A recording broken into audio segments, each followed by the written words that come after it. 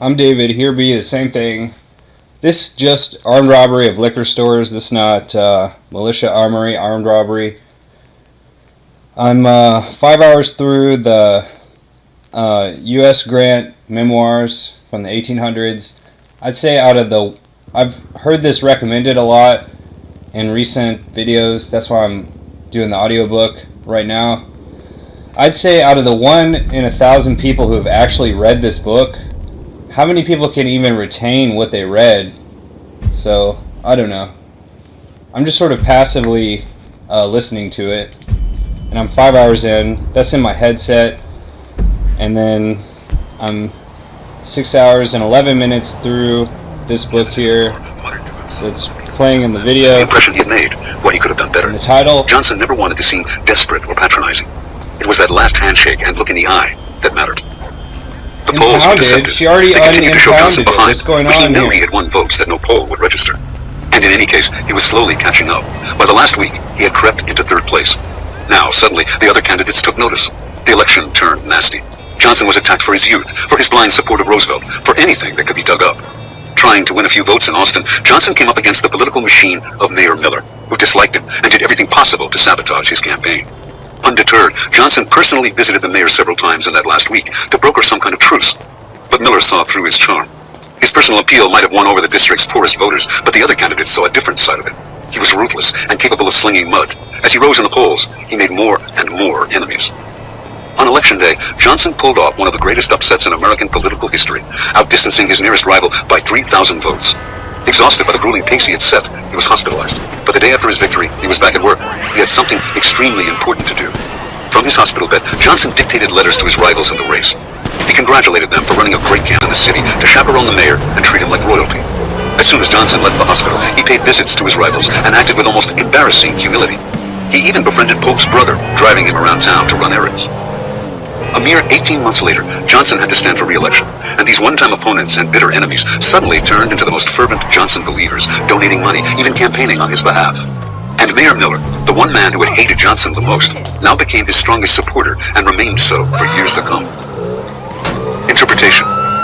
For most of us, the conclusion of anything, a project, a campaign, an attempt at persuasion, represents a kind of wall. Our work is done, and it is time to tally our gains and losses and move on. Lyndon Johnson looked at the world much differently. An ending was not like a wall, but more like a door leading to the next phase or battle. What mattered to him was not gaining a victory, but where it left him, how it opened on to the next round. What good would it do to win the election of 1937 if he were thrown out of office 18 months later? That would be a devastating setback to his dream of the presidency. If, after the election, he had basked in his moment of triumph, he would have sown the seeds of failure in the next election. He had made too many enemies. If they didn't run against him in 1938, they would stir up trouble while he was away in Washington. So Johnson immediately worked to win these men over, whether with charm, with meaningful gestures, or with clever appeals to their self-interest. He kept his eye on the future and on the kind of success that would keep him moving forward. Understand, in any venture, your tendency to think in terms of winning or losing, success or failure, is dangerous. Your mind comes to a stop instead of looking ahead. Emotions dominate the moment, a smug elation in winning, dejection and bitterness in losing. And some defeats are positive, working as a wake-up call or lesson. This fluid kind of thinking will force you to put more strategic emphasis on the quality and mood of the ending. It will make you look at your opponents and decide whether you might do better to be generous to them at the end, taking a step back and transforming them into allies, playing on the emotions of the moment. Keeping your eyes on the aftermath of any encounter, you will think more of the feeling you leave people with, a feeling that might translate into a desire to see more of you. By understanding that any victory or defeat is temporary, and that what matters is what you do with them, you will find it easier to keep yourself balanced during the thousands of battles that life entails. The only real ending is death. Everything else is a transition. Keys to warfare. The end of something, a project, a campaign, a conversation, has inordinate importance for people. It resonates in the mind. A war can begin with great fanfare and can bring many victories, but if it ends badly, that is all anyone remembers. The reason it is hard to end things well is simple. Endings inspire overpowering emotions. At the end of a bitter conflict, we have a deep desire for peace and impatience for the truce. If the conflict is bringing us victory, we often succumb to delusions of grandeur or are swept away by greed and grab for more than we need. If the conflict has been nasty, anger moves us to finish with a violent, punitive strike strategy and keeping our head on straight all the way to the end and past the end, yet nothing is more necessary. Learn the lesson well. Brilliant plans and piled-up conquests are not enough. You can become the victim of your own success, letting victory seduce you into going too far, creating hard-bitten enemies, winning the battle, but losing the political game after it. What you need is a strategic third eye, the ability to stay focused on the future while operating in the present, and ending your actions in a way that will serve your interests for the next round of war. This third eye will help you counteract the emotions that can insidiously infect your clever strategies, particularly anger and the desire for revenge. Victory and defeat are what you make of them. It is how you deal with them that matters. Since defeat is inevitable in life, you must master the art of losing well and strategically. First, think of your own mental outlook, how you absorb defeat psychologically. See it as a temporary setback, something to wake you up and teach you a lesson. And even as you lose, you end on a high note and with an edge. You are mentally prepared to go on the offensive in the next round. So often, those who have success become soft and imprudent. You must welcome defeat as a way to make yourself stronger. Second, you must see any defeat as a way to demonstrate something positive about yourself and your character to other people. This means standing tall, not showing signs of bitterness or becoming defensive. Third, if you see that defeat is inevitable, it is often best to go down swinging. That way you end on a high note even as you lose. This helps to rally the troops, giving them hope for the future. At the Battle of the Alamo in 1836, every last American fighting the Mexican army died, but they died heroically, refusing to surrender. The battle became a rallying cry, "Remember the Alamo!" And an inspired American force under Sam Houston finally defeated the Mexicans for good. You do not have to experience physical march to the highest order. Reversal. There can be no value in ending anything badly. There is no reversal. There is no reversal. Part 5. Unconventional, dirty warfare. A general fighting a war must constantly search for an advantage over the opponent. The greatest advantage comes from the element of surprise, from hitting enemies with strategies that are novel, outside their experience, completely unconventional. It is in the nature of war, however, that over time, any strategy with any possible application will be tried and tested, so that the search for the new and unconventional has an innate tendency to become more and more extreme. At the same time, moral and ethical codes that governed warfare for centuries have gradually loosened. These two effects dovetail into what we today call dirty war, where anything goes, down to the killing of thousands of unwarned civilians. Dirty war is political, deceptive, and supremely manipulative. Often the last recourse of the weak and desperate, it uses any means available to level the playing field. The dynamic of the dirty war has filtered into society and the culture at large, whether in politics, business, or society. The way to defeat your opponents is to surprise them, to come at them from an unexpected angle. And the increasing pressures of these daily wars make dirty strategies inevitable. People go underground. They seem nice and decent, but use slippery, devious methods behind the scenes. The unconventional has its own logic that you must understand. First, nothing stays new for long. Those who depend on novelty must constantly come up with some fresh idea that goes against the orthodoxies of the time. Must use indirect methods to combat indirection. Fight fire with fire, even at the cost of going dirty yourself. To try to stay clean out of a sense of morality is to risk defeat.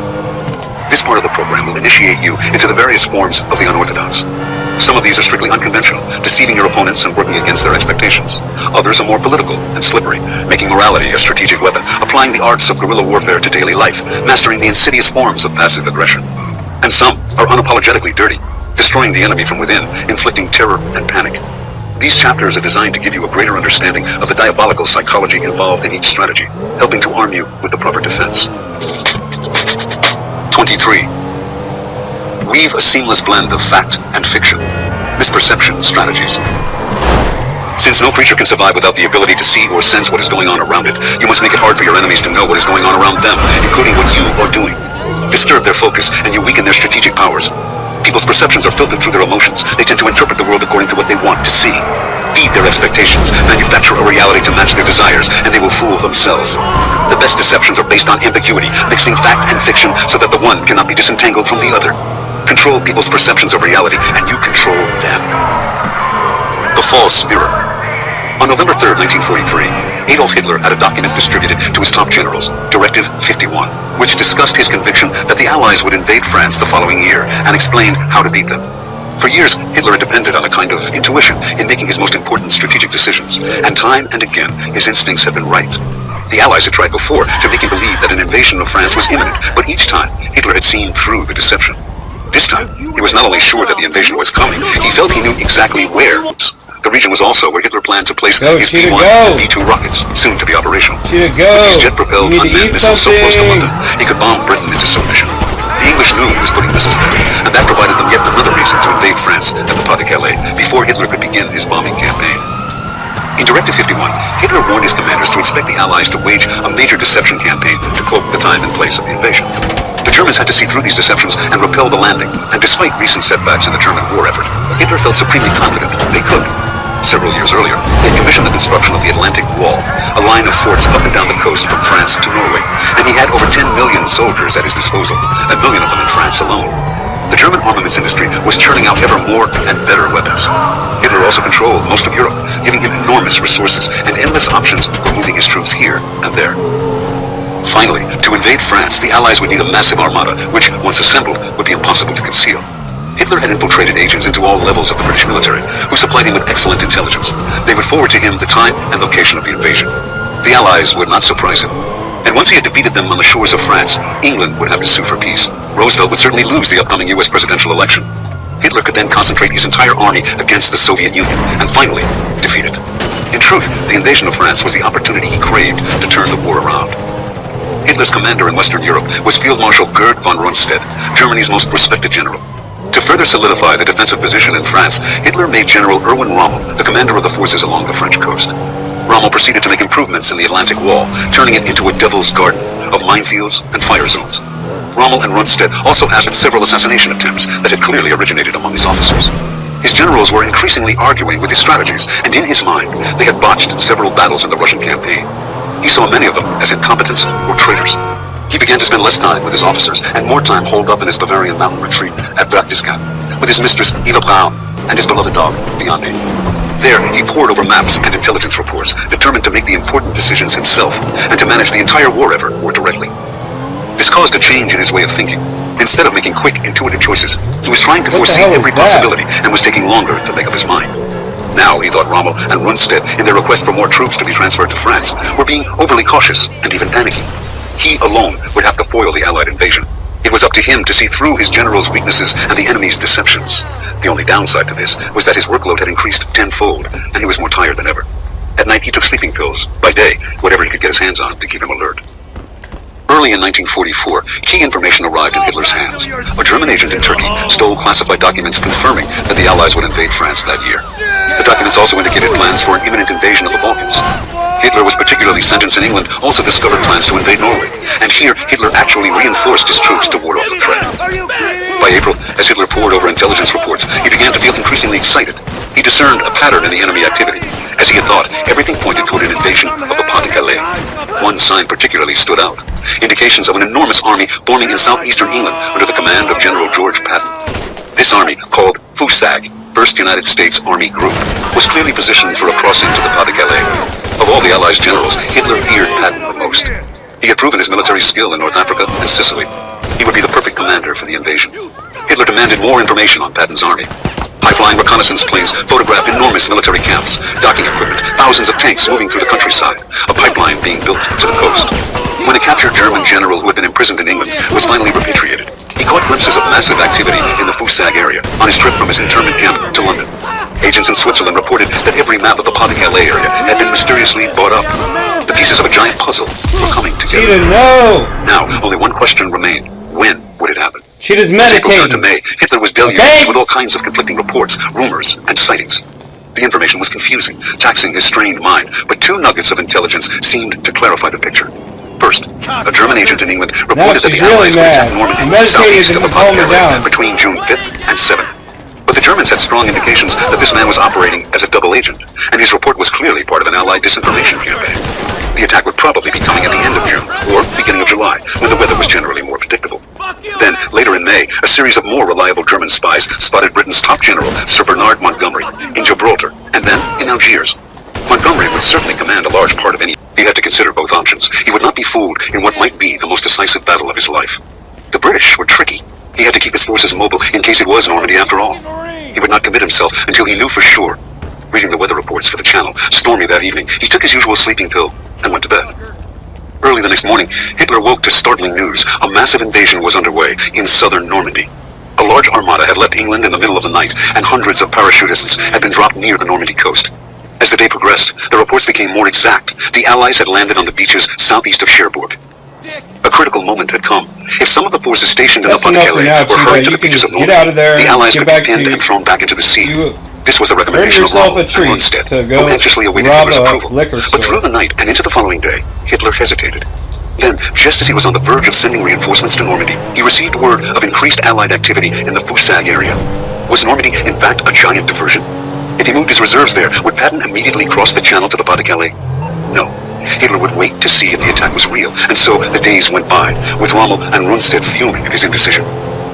After several weeks, Hitler finally accepted that Normandy was the real destination. But by then, he was too late. The Allies had established a beachhead. In August, they broke out of Normandy, sending the Germans into full retreat. To Hitler, the disaster was yet another indication of the incompetence of those around him. He had no idea how deeply and decisive a beachhead. The key was to present him a picture composed of many different kinds of evidence that would tell him the Allies were doing just what he had thought they would. But this picture could not be made up of all kinds of flashing signs pointing to the Balkans and the Pas-de-Calais. That would reek of deception. Instead, they had to create something that had the weight and feel of reality. It had to be subtle, a mix of banal truths with little falsehoods stitched in. If Hitler saw that in its outlines it supported his expectations, his overactive mind would fill in the rest. This is how the Allies wove such a picture. By late 1943, the British had secretly identified all of the German agents active in England. The next step was to turn them into unwitting double agents. You're sold out of ego, Chaser. About Allied That's plans for an this attack is on an the outrage. say, and the massing of a fictional army, commanded by Patton, the American general Hitler so feared, opposite the Pas-de-Calais. This army, FUSAG, existed only in piles of phony paperwork and wireless transmissions that mimicked a normal army. German agents were allowed to steal FUSAG documents and intercept transmissions, carefully misleading messages, but at the same time, banal and bureaucratic ones, too banal to be seen as fake. Working with film designers, the Allies built an elaborate set of rubber, plastic, and wood that from German reconnaissance planes would look like an enormous camp of tents, aeroplanes, and tanks. The German general who saw FUSAG with his own eyes was misled about the direction he was taking toward London. He had actually passed the real army to the west of FUSAG's supposed site, massing for the invasion of Normandy. As the date of the invasion drew near, the Allies left clues combining fact and fiction still more. Now, if real information on the timing of the invasion somehow leaked out, Hitler would not know what to believe. The Allies knew that reports on the buying up of Pas-de-Calais maps in Switzerland would reach Hitler, and this would have its own realistic logic. As for the Montgomery sightings in Gibraltar, little did the German agents know they were seeing a look-alike, a man trained to act like the general. In the end, the picture the Allies painted was so real to Hitler that well into July, he believed in it, long after D-Day had actually happened. Through such subtle deceptions, they had compelled him to keep his forces dispersed, perhaps the decisive factor in the success of the invasion. In a competitive world, deception is a vital weapon that can give you a constant advantage. You can use it to distract your opponents, send them on goose chases, waste valuable time and resources in defending attacks that never come. But more than likely, your concept of deception is wrong. It does not entail elaborate illusions or all sorts of showy distractions. People are too sophisticated to fall for such things. Deception should mirror reality. It can be elaborate, as the British deception around D-Day was, but the effect should be of reality only subtly, slightly altered, not completely transformed. To mirror reality, you must understand its nature. Above all, reality is subjective. We filter events through our emotions and preconceptions, seeing what we want to see. Your false mirror must conform to people's desires and expectations, lulling them to sleep. If the Allies had wanted to attack the Pas-de-Calais, as Hitler suspected, and tried to convince Hitler the attack was coming to Normandy, that would have been a great deal harder than playing on his pre-existing belief. Your false mirror must incorporate things that are visibly true. It must seem somewhat banal, like life itself. It can have contradictory elements, as the D-Day deception did. Reality is often contradictory. In the end, like an Escher painting, you must blend truth and illusion in using deception. It is simply an added weapon to create an advantage, much as some animals use camouflage and other tricks to help them survive. To refuse this weapon is a form of unilateral disarmament, giving the other side a clearer view of the field, an advantage that can translate into victory. And there is no morality or goodness in losing a war. We face a similar dynamic in our daily battles in life. If other people can read what we are up to, predict what we are going to do, while we have no clue about them, they have a constant advantage over us that they cannot help but exploit. That is why, in the social realm, we learn from an early age to use deception. We tell others what they want to hear, concealing our real thoughts, hedging with the truth, misleading to make a better impression. Many of these deceptions are entirely unconscious. Since deception is inevitable, what you want is to elevate your game, to make your deceptions more conscious and skillful. You need the power to cloak your maneuvers, to keep people off balance by controlling the perceptions they have of you and the signs you give out. In this sense, there is a lot you can learn from the military arts of deception, which are based on timeless laws of psychology and are infinitely applicable to the battles of daily life. To master this art, you must embrace its necessity and find creative pleasure in manipulating appearances, as if you were directing a film. The following are the 6 main forms of military deception, each with its own advantage. The false front. This is the oldest form of military deception. It originally involved making the enemy believe that one was weaker than, in fact, was the case. A leader would feign a retreat, say, baiting a trap for the enemy to rush into, luring it into an ambush. Controlling the front you present to the world is the most critical deceptive skill. People respond most directly to what they see, to what is most visible to their eyes. If you seem clever, if you seem deceptive, their guard will be up, and it will be impossible to mislead them. Instinct is very valuable at times, or are baited into an aggressive action at the wrong moment. Once it is too late, once they are committed, they can find out the hard way that you are not so weak after all. The decoy attack. To keep people from defending the point you want to attack, you must follow the military model and make real gestures toward a goal that does not interest you. You must seem to be investing time and energy to attack that point, as opposed to simply trying to signal the intention with words. Actions carry such weight and seem so real that people will naturally assume that is your real goal. Their attention is distracted from your actual objective. Their defenses are dispersed and weakened. Camouflage. The ability to blend into the environment is one of the most terrifying forms of military deception. Cheetah, take the a ride. camouflage strategy can be applied to daily life in two ways. First, Take it is another always good ride. to be able to blend into the social landscape, to avoid calling attention to yourself unless Cheetah, you take a choose to do left. so. When you talk and act like everyone else, mimicking their belief systems, when you blend into the crowd, you make it impossible for people to read anything particular in your behavior. Appearances are all that count here. Dress and talk like a businessman, and you must be a businessman. That gives you great room to move and plot without being noticed. Second, if you are preparing an attack of some sort and begin by blending into the environment, showing no sign of activity, your attack will seem to come out of nowhere, doubling its power. The hypnotic pattern. According to Machiavelli, human beings naturally tend to think in terms of patterns. They like to see events conforming to their expectations by fitting into a pattern or scheme. For schemes, whatever their actual content, comfort us by suggesting that to believe that your next action will follow true to form. Having lulled them into complacency, you now have room to work against their expectations, break the pattern, and take them by surprise. This tactic can be extended indefinitely. Once people feel you have deceived them, they will expect you to mislead them again. But they usually think you'll try something different next time. No one, they will tell themselves, is so stupid as to repeat the exact same trick on the same person. That, of course, is just when to repeat it, following the principle of always working against your enemy's expectations. Planted information. Go straight. People are much more likely to believe something they see with their own eyes than something they are told. They are more likely to believe something they discover than something pushed at them. If you plant the false information you desire them to have with third parties in neutral territory, when they pick up the clues, they have the impression they are the ones discovering the truth. The more you can make them dig for their information, the more deeply they will delude themselves. Shadows within shadows. If you are trying to mislead your enemies, it is often better to concoct something ambiguous and hard to read, as opposed to an outright deception. That deception can be uncovered, and enemies can turn their discovery to their advantage, especially if you think they are still fooled and act under that belief. You are the one doubly deceived. By creating something that is simply ambiguous, though, by making everything blurry, there is no deception to uncover.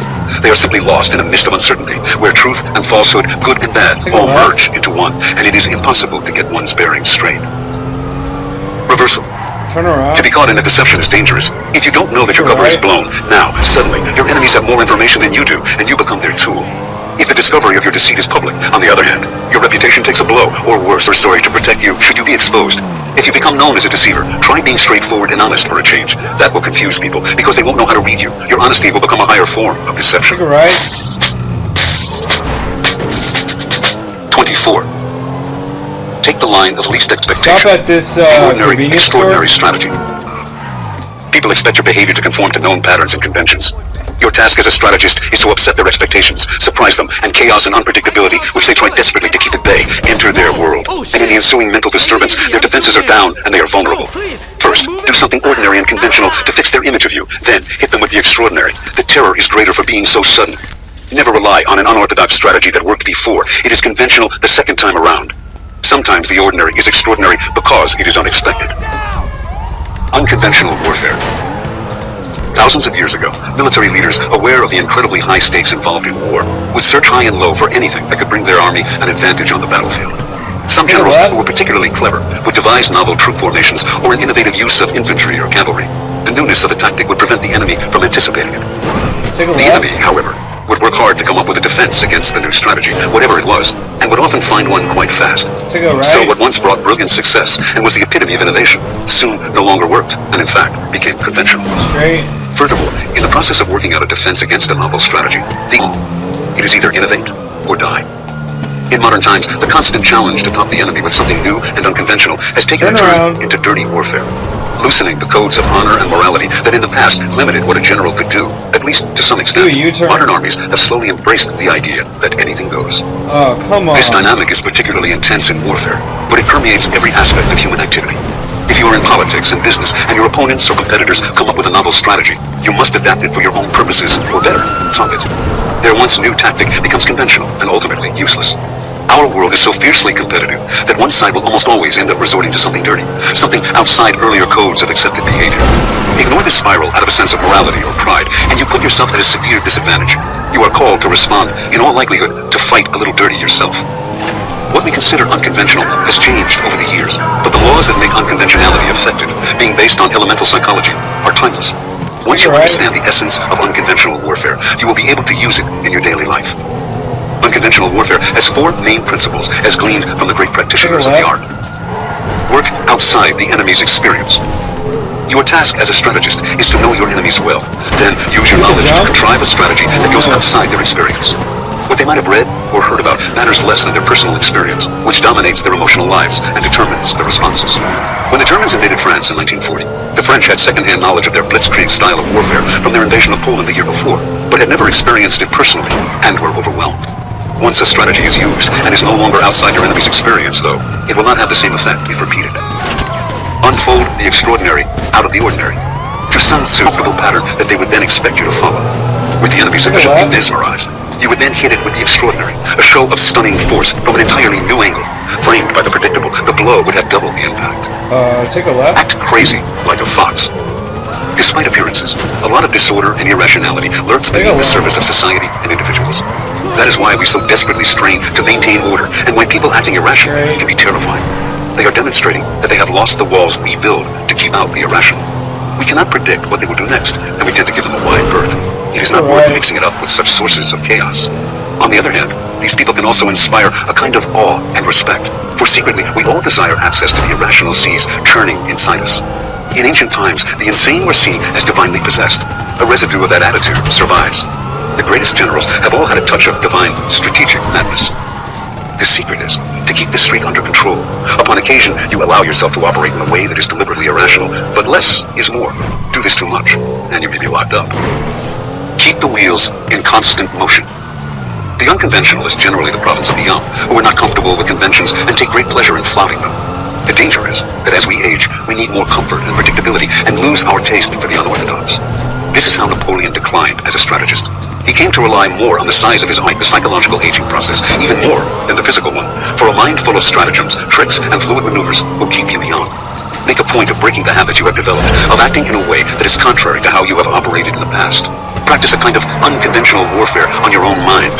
Keep the wheels turning and churning the soil so that nothing settles and clumps into the conventional. Historical example.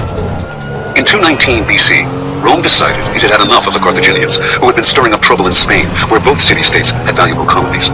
The Romans declared war on Carthage and prepared to send an army to Spain, where the enemy forces were led by the 28-year-old general Hannibal. Before the Romans could reach Hannibal, though, they received the startling news that he was coming to them. He had already marched east, crossing the most treacherous part of the Alps into northern Italy.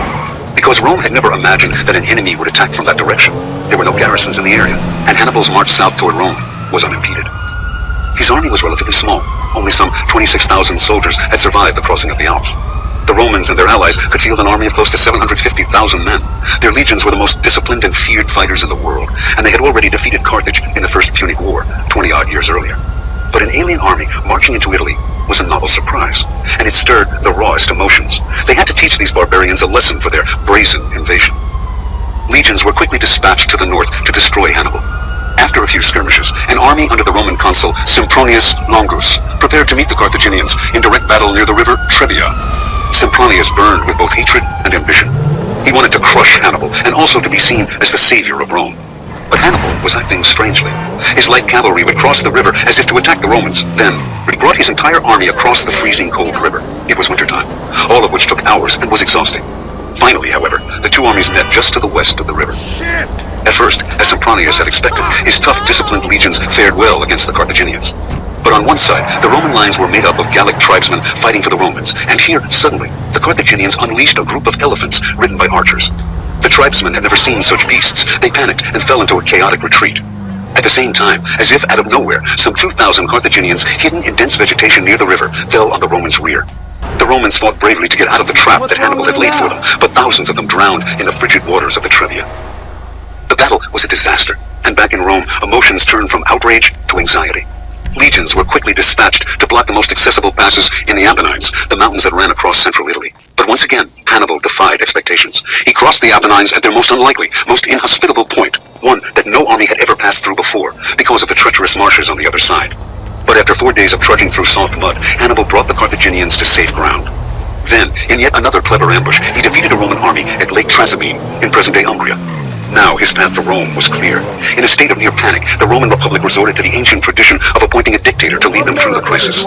Their new leader, Fabius Maximus, quickly built up the city's walls and enlarged the Roman army, then watched perplexed as Hannibal bypassed Rome, would post his legions in mountainous areas where Hannibal's cavalry would be harmless, and he would harass the Carthaginians in a guerrilla-style campaign, denying them supplies and isolating them in their position so far from home. Avoiding direct battle with their formidable leader at all costs, he would defeat them by exhausting them. But many Romans saw Fabius's strategy as disgraceful and unmanly. Worse, as Hannibal continued to raid the countryside, he hit none of Fabius's many properties, making it seem as if the two were in cahoots. Fabius became more and more unpopular. Having razed Apulia, Hannibal entered a fertile plain in Campania to Rome's south, terrain that Fabius knew well. Finally deciding he had to act or be thrown out of power, the dictator devised a trap. He stationed Roman armies at all the exit points from the plain, each army close enough to support the other. But Hannibal had entered Campania through the eastern mountain pass of Alephi, and Fabius noticed that he never left by the same route he entered. Although Fabius kept a sufficiently large Roman garrison at Alephi just in case, he reinforced the other passes in greater numbers. The beast, he thought, was caged. Eventually, Hannibal's supplies would run out, and he would be forced to try to break through. Fabius would wait. In the weeks to come, Hannibal sent his cavalry north, perhaps trying to break out in that direction. He also plundered the richest farms in the area. Fabius saw through his tricks. He was trying to bait the Romans into a battle of his choice. But Fabius was determined to fight on his own terms, and only when the enemy tried to retreat from the trap. Anyway, he knew Hannibal would try to break through to the east, the only direction that afforded him a clean break into country the Romans did not control. One night, the Roman soldiers guarding the pass at Alephi saw sights and heard sounds that made them think they were losing their minds. An enormous army, signaled by thousands of torches, seemed to be heading up the pass, covering its slopes, accompanied by loud bellowing sounds, as if possessed by some evil demon. Hannibal's army came through, escaping from Fabius's cordon. No Roman leader could figure out what Hannibal had conjured up on the slopes that night, and by the following year, Fabius was out of power. The consul, Terentius Varro, burned to avenge the disgrace of Alephi. The Carthaginians were encamped near Cannae, in southeastern Italy, not far from modern Bari. Varro marched to face them there, and as the two armies arrayed themselves in ranks to meet in battle, he could only have felt supremely confident. The terrain was clear, the enemy was in full view. There could be no hidden armies or last-minute tricks, and the Romans outnumbered the Carthaginians by 2 to 1. The battle began. At first, the Romans seemed to have the edge. The center of the Carthaginian line proved surprisingly weak and easily gave ground. The Romans attacked this center with force, hoping to break through, and indeed pushing forward, when, to their shock and horror, they looked behind them and saw the two outer ends of the Carthaginian lines moving around to encircle them. They were trapped in a lethal embrace. It was a slaughter. Cannae would go down in history as Rome's most devastating and humiliating defeat. The war with Hannibal would drag on for years. Carthage never sent him the reinforcements that might have turned the tide, and the much larger and more powerful Roman army was able to recover from its many defeats at his hands. But Hannibal had earned a terrifying reputation. Despite their superior numbers, the Romans became so frightened of Hannibal that they avoided battle with him like the plague. Interpretation. Hannibal must be considered the ancient master of the military art of the unorthodox. A psychologist before his time, he understood that an enemy that is caught by surprise loses its discipline and sense of security. When chaos strikes those who are particularly rigid and orderly to begin with, such as the people and armies of Rome, it has doubled the destructive power. And surprise can never be mechanical, least expected him to take. The road through the Alps, for example, considered impassable to an army and therefore unguarded. Eventually, inevitably, the Romans caught on and began to expect him to take the least obvious route. At that point, it was the obvious that was unexpected, as at Alephi. At Alephi, Hannibal had bundles of kindling tied to the horns of oxen, then lit them and sent the terrified bellowing animals up the slopes to the pass at night, creating an indecipherable image to the Roman sentries. You need something! And a terrifying. At Cannae, when the Romans were by this time expecting the unorthodox, Hannibal disguised his stratagem in broad daylight, lining up his army like any other army of the period. On and on he went, each one of Hannibal's ingeniously unorthodox maneuvers flowering out of the other in a constant alternation between the uncanny and the banal, the hidden and the obvious. Adapting Hannibal's method to your own daily battles will bring you untold power. Using your knowledge of your enemy's psychology and way of thinking, you must calculate your opening moves to be what they least expect. The line of least expectation is the line of least resistance. People cannot defend themselves against what they cannot foresee. With less resistance in your path, the progress you make will inflate their impression of your power. Hannibal's small army seemed to the Romans much larger than it really was. Once they come to expect some extraordinary maneuver on your part, hit them with the ordinary. Establish a reputation for the unconventional, and you set your opponents on their heels. Knowing to anticipate the unexpected is not the same thing as knowing what the unexpected will be. Before long, your opponents will give way to your reputation alone. Reversal. There is never any value in attacking opponents from a direction or in a way that they expect, allowing them to stiffen their resistance. That is, unless your strategy is suicide. 25. Occupy the moral high ground. The righteous strategy. In a political world, the causes you are aim at the soft spots in their public image, exposing any hypocrisies on their part. Never assume that the justice of your cause is self-evident. Publicize and promote it. When you yourself come under moral attack from a clever enemy, do not whine or get angry. Fight fire with fire. If possible, position yourself as the underdog, the victim, the martyr. Learn to inflict guilt as a moral weapon. The moral offensive. In 1513, the 37-year-old Giovanni de' Medici, son of the illustrious Florentine Lorenzo de' Medici, was elected pope and assumed the name Leo X. The church that Leo now led was in many ways the dominant political and economic power in Europe, and Leo, a lover of poetry, theater, and painting, like others in his famous family, wanted to make it also a great patron of the arts. Earlier popes had begun the building of the Basilica of St. Peter's in Rome, the preeminent seat of the Catholic Church, but had left the structure unfinished. Leo wanted to complete this mighty project, permanently associating it with his name, but he would need to raise a fair amount of capital to be able to pay for the best artists to work on it. And so, in 1517, Leo launched a campaign to sell indulgences. Then, as now, it was Catholic practice for the faithful to confess their sins to their priest, who would enforce their contrition by assigning them a penance, a kind of worldly punishment. Today, this might simply be a prayer or a counting of the rosary, but penances were once more severe, including fasts and pilgrimages, or financial payments known as indulgences.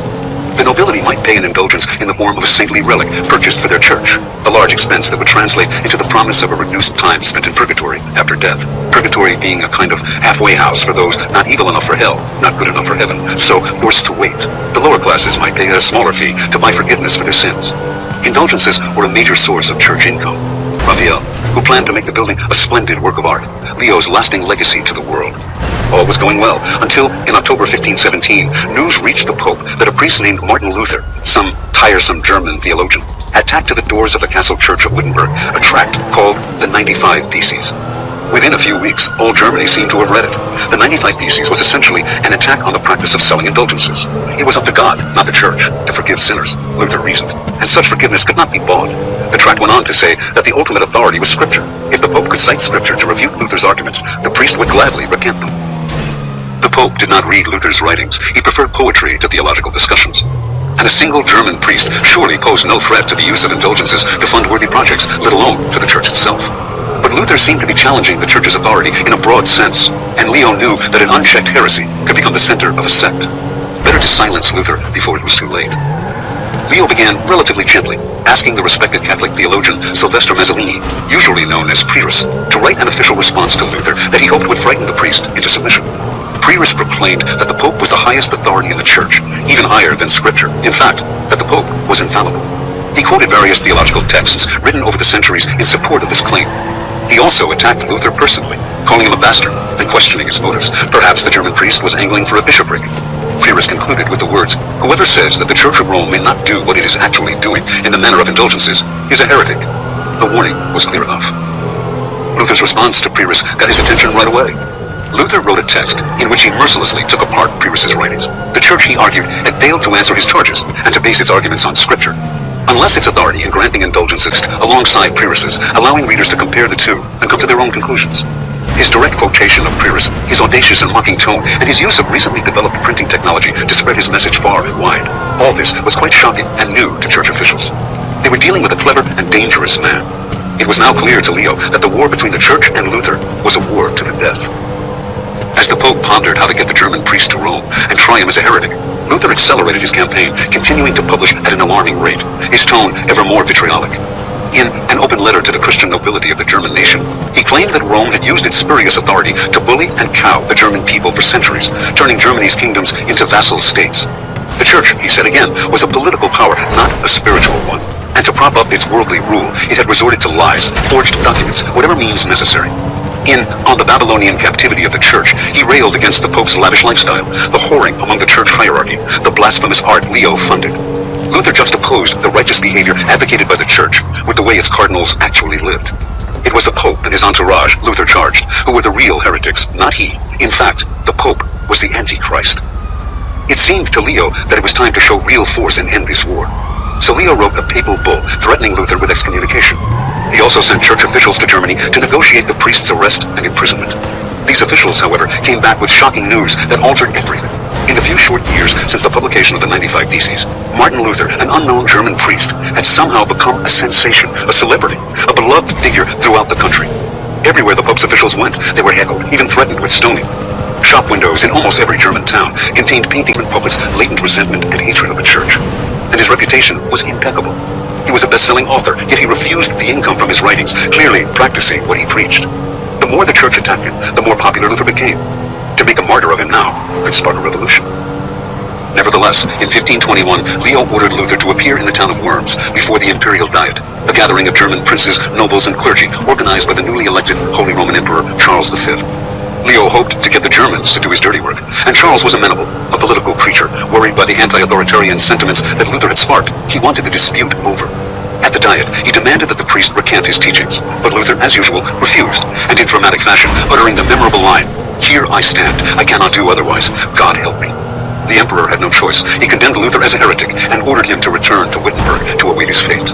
On the way home, however, Luther was kidnapped and taken to Warburg Castle. The kidnapping had actually been planned and executed by his many supporters among the aristocracy. He was safe. Living in the castle under an assumed name, he was able to ride out the storm.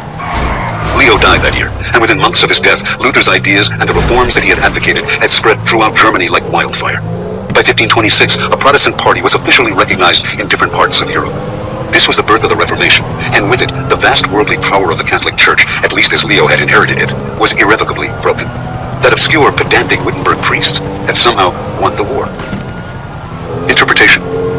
You cannot win wars without public and political support, but people will balk at joining your side or cause unless it seems righteous and just. And as Luther realized, presenting your cause as just takes strategy against the opponent's points of vulnerability. You make your language strong and appealing to the masses, and craft it, if you can, to give people the opportunity to express a hostility they already feel. You quote your enemy's own words back at them to make your attacks seem fair, almost disinterested.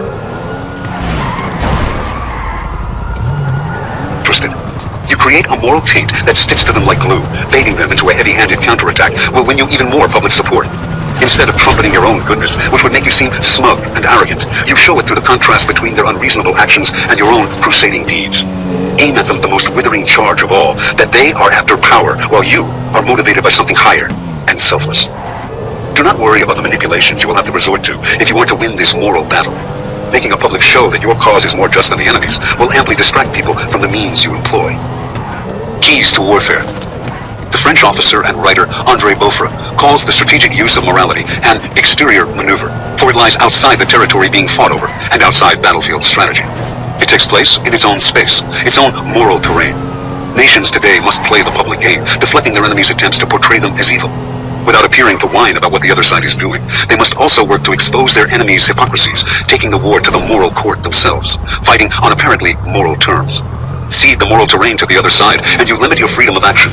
Now, anything you might have to do that is manipulative yet necessary will feed the unjust image the enemy has publicized, and you will hesitate to take such action. This has great relevance to all forms of conflict. When your enemies try to present themselves as more justified than you are, and therefore more moral, you must see this move for what it most often is. Not a reflection of morality, of right and wrong, but a clever strategy, an exterior maneuver. A completely different arena is dredged up as a way to drain your support or inject you with guilt. Second, the attack is often ad hominem. Rational argument is met with the emotional and personal. Your character, rather than the issue you are fighting over, becomes the ground of the debate. Your motives are questioned and given the darkest turn. Once you realize you are under attack by a moral warrior using the exterior maneuver, it is vital to keep control of your emotions. If you complain or lash out angrily, you just look defensive, as if you had something to hide. The moral warrior is being strategic. The only effective response is to be strategic too. Even if you know that your cause is just, you can never assume that the public sees it the same way. Appearances and reputation rule in today's world. Letting the enemy frame these things to its liking is akin to letting it take the most favorable position on the battlefield. Once the fight for moral terrain has begun, you must fight to occupy the high ground in the same way you would in a shooting war. In general, in a conflict that is potentially nasty, in which you are certainly going to resort to almost anything, it is best that you go on the offensive with your moral campaign and not wait for their attacks. Poking holes in the other side's reputation is easier than defending your own. The more you stay on the offensive, the the more you can distract the public from your own deficiencies and faults are inevitable in war. If you are physically and militarily weaker than your enemy, all the more reason to mount an exterior maneuver. Move the battle to the moral terrain, where you can hamstring and beat a stronger foe. The best defense against moral warriors is to give them no target. Live up to your good name. Practice what you preach, at least in public. Ally yourself with the most just causes of the day.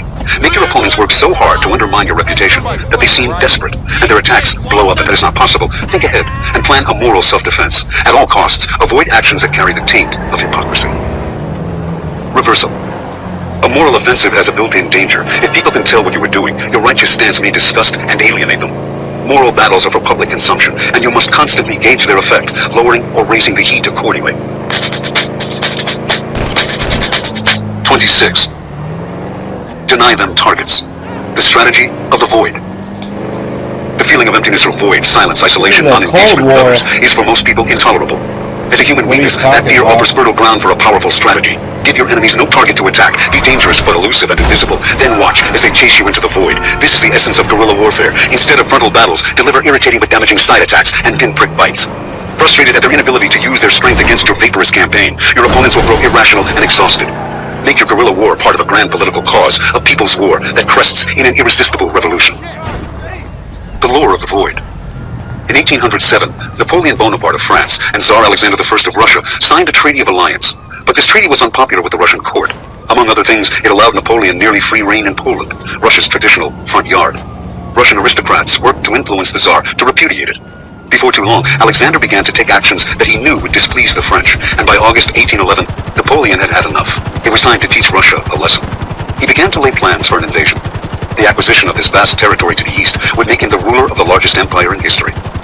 Some of Napoleon's ministers warned him of the dangers of invading such a vast country, but the Emperor General felt supremely confident. The Russian army was undisciplined, and its officers were squabbling among themselves. Two forces in Lithuania were positioned to block an invasion from the 3 times larger than any he had previously led. 650,000 men would march into Russia, 450,000 as part of the main attack force, the rest to secure lines of communication and supply. With an army this size, he could dominate even the large spaces of Russia, overwhelming the feeble enemy not only with his usual brilliant maneuvers, but with superior firepower. Napoleon may have felt certain of victory, but he was not a reckless man. His army would have to be as self-sufficient as possible. The distances were too great to have extended supply lines from Europe. But, given its size, that would require incredible planning and organization. To help provide for his army, Napoleon had vast storehouses close to the borders of Russia, filled with wheat and rice. He knew it would be impossible to provide fodder for the 150,000 horses of his army, and so, thinking ahead, he decided they would have to wait until June for the invasion, when the grasses of the Russian plains would be rich and green. At the last minute, he learned Russia had very few mills to grind grain into flour, so he added to his growing list the need to bring materials to build mills along the way. With logistical problems addressed, and his usual well-devised strategy in hand, Napoleon told his ministers that he foresaw complete victory within 3 weeks. In the past, these predictions of Napoleon's had been uncannily accurate. In June 1812, Napoleon's vast armada of men and supplies crossed into Russia. Napoleon always planned for the unexpected, but this time, unmanageable difficulties began to pile up almost immediately. Rain, the bad roads, the intense summer heat brought the army's movements to a crawl. Within days, more than 10,000 horses ate rank grass and died. Supplies were failing to reach the forward troops fast enough, and they had to resort to foraging. But the uncooperative Russian peasants along the march not only refused to sell their food at any price, but burned their hay quickly spread through the French troops. Some 900 men died each day. In his effort to catch and destroy at least part of his elusive enemy, Napoleon was compelled to march even farther east. At points, he came tantalizingly close to the more northern of the 2 Russian armies, but his exhausted men and horses could not move fast enough to meet or encircle it, and it easily escaped his traps each time. June bled into July. Now it became clear that the Russians would be able to join their 2 armies at Smolensk, over 200 miles east of where Napoleon had intended to fight them, and a mere 280 miles from Moscow. Napoleon had to call a halt and rethink his plan. Thousands of French soldiers had succumbed to disease and hunger, without a single battle being fought. The army was strung out along a 500-mile line, parts of which were constantly harassed by small troops of Cossacks on horseback, sowing terror with their bloodthirsty raids. Napoleon could not allow the chase to go on any longer. He would march his men to Smolensk and fight the decisive battle there. Smolensk was a holy city with great emotional significance to the Russian people. Surely the Russians would fight to defend it rather than let it be destroyed. He knew that if he could only meet the Russians in battle, he would win. And so the French moved on Smolensk, arriving there in mid-August, their 450,000-man attack force reduced to 150,000 and worn down by the intense heat. Finally, as Napoleon had predicted, the Russians made a stand here. But only briefly. After several days of fighting, they retreated yet again, leaving behind a burned and ruined city with nothing in it to feed on or plunder. Napoleon did not understand the Russian people, who seemed to him suicidal. They would destroy their country rather than surrender it. Now he had to decide whether to march on Moscow itself. It might have seemed wise to wait through the winter at Smolensk, but that would give the Tsar time to raise a larger army that would prove too hard for Napoleon to handle with his own depleted forces. The French Emperor felt certain the Tsar would defend Moscow, the very heart and soul of Russia. Once Moscow fell, Alexander Borodino, a mere 75 miles from Moscow. Napoleon no longer had enough horses or cavalry to attempt his usual flanking maneuver, so he was forced to attack the enemy head-on. The Russians fought bitterly, harder than any army Napoleon had ever faced. Even so, after hours of brutal fighting, the Russians retreated yet again. The road to Moscow lay open, but the Russian army was still intact, and Napoleon's forces had suffered horrific casualties. 7 days later, Napoleon's army, now reduced to 100,000 men, straggled into an undefended Moscow. A French marshal wrote to his wife that the emperor's joy was overflowing. The Russians, he thinks, will sue for peace, and I shall change the face of the world. In earlier years, when he had marched into Vienna and Berlin, he had been met as a conquering hero, with dignitaries turning over to him the keys to their cities. But Moscow was empty. No citizens, no food. A terrible fire broke out almost immediately and lasted 5 days. All of the city's water pumps had been removed, an elaborate sabotage to make Moscow still more inhospitable. Napoleon sent letters to the Tsar, offering generous terms of peace. At first, the Russians seemed willing to negotiate, but the weeks went by, and it finally became clear that they were dragging out the talks to buy time to build up their army, and to let winter grow closer. Napoleon could not risk staying in Moscow another day. The Russians would soon be able to encircle his now meager force. On October 19th, he marched the remains of his army out of the Russian capital. His goal was to get to Smolensk as fast as possible. Now those undisciplined bands of Cossacks that had harassed him on the road east had formed into larger divisions, guerrilla forces of 500 men, and every day they killed off more and more French soldiers. Marching in constant fear, Napoleon's men rarely slept. Thousands succumbed to fatigue and hunger. Napoleon was forced to lead them past the nightmarish fields of Borodino, still crowded with French corpses, many half-eaten by wolves. The snow began to fall. The Russian winter set in. The French horses died from the cold, and every last soldier had to trudge through the snow on foot. Barely 40,000 made it to Smolensk. The cold was worsening. There was no time to tarry in Smolensk. Through some deft maneuvering, Napoleon managed to get his troops across the Berezina River, allowing them a clear line of retreat to the west. 25,000 made it back. Few among the rest of the army survived as well. Napoleon had miraculously escaped to fight more wars, but he would never recoup his losses in manpower and horses. Russia was indeed his grave. Interpretation. By the time Napoleon invaded Russia, Tsar Alexander I had met him a number of times in previous years, and had come to know him quite well. The Emperor Alexander saw was an aggressive man who loved any kind of fight, even if the odds were stacked against him. He needed battles as a chance to put his genius in play. By refusing to meet him in battle, Alexander could frustrate him and lure him into a void. Napoleon's inability to engage his enemy got under his skin. It is human nature to not be able to endure any kind of void. We hate silence, long stretches of inactivity, loneliness. Perhaps this is related to our fear of that final void, our own death. We have to fill and occupy empty space. By giving people nothing to hit, being as vaporous as possible, you play upon this human weakness. Infuriated at the absence not just of a fight, but of any kind of interaction at all, people will tend to chase madly after you, losing all power of strategic thought. It is the elusive side, no matter how weak or small its force, that controls the dynamic.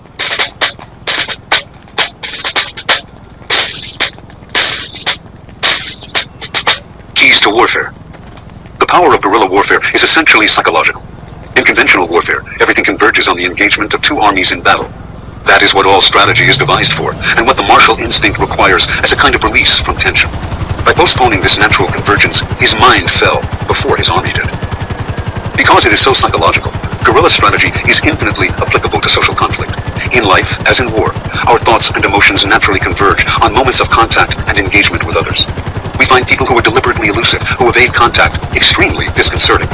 Whether because we want to grab them and pin them down, or because we are so annoyed with them that we want to hit them, they pull us toward them, so that either way, the elusive one controls the dynamic. Some people take this further, attacking us in ways that are evasive and unpredictable. These opponents can gain a disturbing power over our minds, and the longer they keep it up, the more we are sucked into fighting on their terms. With advances in technology that make it easier to maintain a vaporous presence, and the use of the media as both a screen and a kind of guerrilla adjunct, the power and effectiveness of this warfare in political or social battle are greatly enhanced. The primary consideration should always be whether a guerrilla-style campaign is appropriate for the circumstances you are facing. It is especially effective, for instance, against an opponent who is aggressive yet clever, a man like Napoleon. These types cannot stand lack of contact with an enemy. They like to maneuver, outwit, and out-hit. Having nothing to strike at neutralizes their cleverness, and their aggression becomes their downfall. This strategy of the void works wonders on those who are used to conventional warfare. Lack of contact is so outside their experience that it warps any strategic powers they have. Once you have determined that a guerrilla war is appropriate, take a look at the army you will use. A large conventional army is never simple. That's the end of this and the ability to strike from many angles are what counts. The organizational model is the cell, a relatively small group of men and women, tight-knit, dedicated, self-motivated, and spread out. These cells should penetrate the enemy camp itself,